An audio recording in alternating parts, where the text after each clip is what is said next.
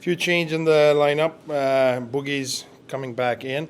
We'll have Carcone playing with Eights and Gunner, and we'll have Boogie playing with Stanny and Karks. So on the fourth line, and we switch pairing on the back end. Colsey will play with Durs, and Ole will play with Kess. I think we, regarding the game, we know what happened in Salt Lake a week ago, so we know they're a proud team, and their role. They played a really good last game here, so we need to be ready for it. And Vegenet. Yep. Just on him real quick, obviously 15th start for him. Just where's the load management for you? What's the conversation like with Veg? There's no load management. There's no load management. Yesterday, what Sorokin was his 16 out of 17. We can rest him, so we can play golf on April. He's our best player since a while, and he's big part of what we're doing, and we're fighting for our life, and we believe in ourselves, and we believe we're in the thick of the battle, and it's good for him. It's good for all our team.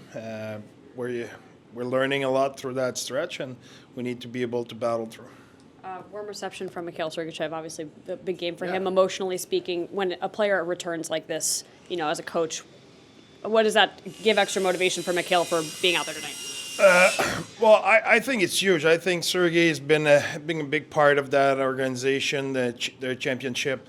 He's been a huge part of our team. I think he brought leadership, steady play. His presence in the room, and obviously he's a star player. So he brought a lot on and off the ice for us. So happy for him to have the opportunity to live the moment tonight, and we'll make sure we're playing good for him. I know I've heard you talk about his leadership with this team. He's not a vocal guy. He even says he's not a vocal guy. Yeah. So where does his leadership come from? His leadership's come from his preparation, his professionalism, as well as play. And he doesn't talk a lot, but when he talks, it carries a lot of weight. I think he's smart enough to know when it's time to talk and when it's time to lead by action. So he's doing a good job having a good balance.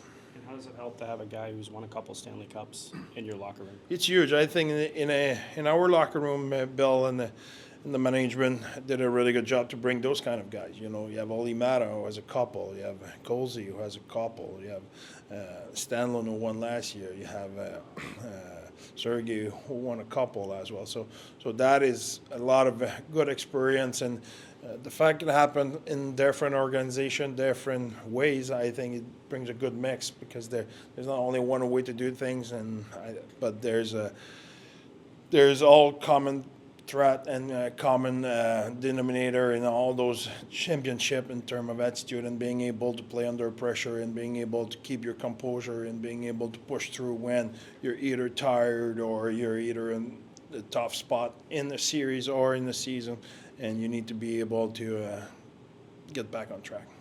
This is going to be a new experience for him coming back here for the first time, right? And he's an emotional guy. Do you have to kind of talk him through some of that? I talked to him this morning, but at the same time, he needs to live it.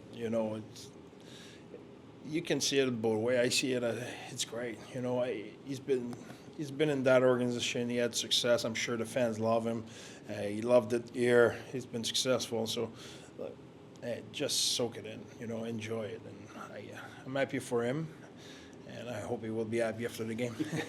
When you play a team like this twice in the same week, is there carryover? What kind of adjustments do you want to see out of your group? There is stuff. I think it's the same thing on their side and our side. I think they knew what we will do.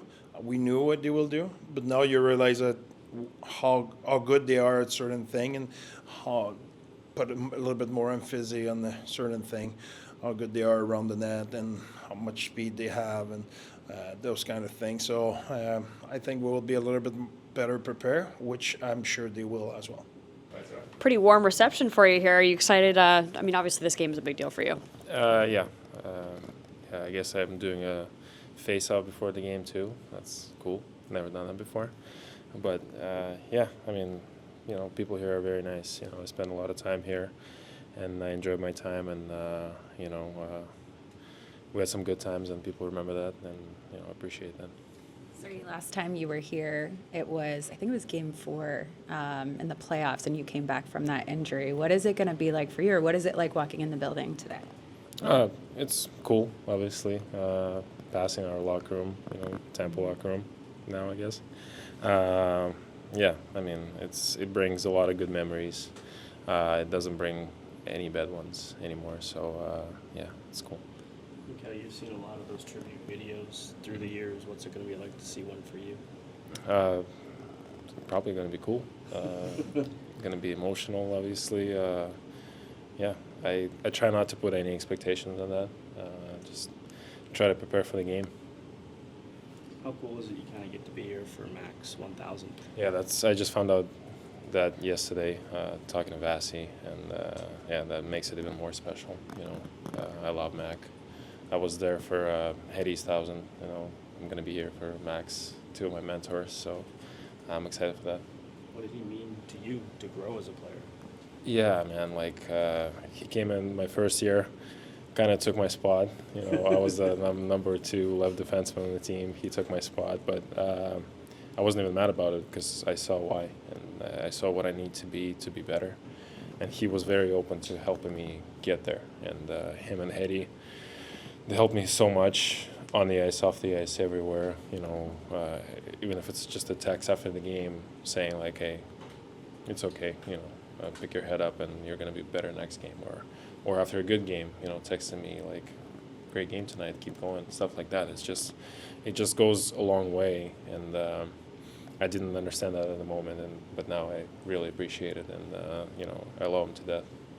Again, were there any lessons that you learned from Mac? Just kind of, what it takes to play, that, tough of a style of play, physical style of play for so long. What it takes to be that kind of player. Yeah, well, he's first of all, he's a very composed human being. He doesn't show a lot of emotion, only when he scores and stuff. But he's just so cool. Never yells at the refs. That's what makes him special, on the ice, because he lets the game come to him. He doesn't expose himself. He just, defends well, and then whatever opens up on the offensive side of things, he takes it, and that's what makes him great and one of the best defensive defensemen to ever play, I think. And that's what you try to learn from him. Obviously, I'm not that, but I try to be every day, and seeing that firsthand, playing with him, was unbelievable. Sergey, Mac actually just talked about how you're a good model for young guys that are coming up that want to be leaders. What has it been like for you to get to Utah, and now everyone's looking up to you with your experience? Oh, that's a new thing for me. It's, as I said, it's just small things. Anybody come up to me and ask me questions, I try to be as open as I can and help them.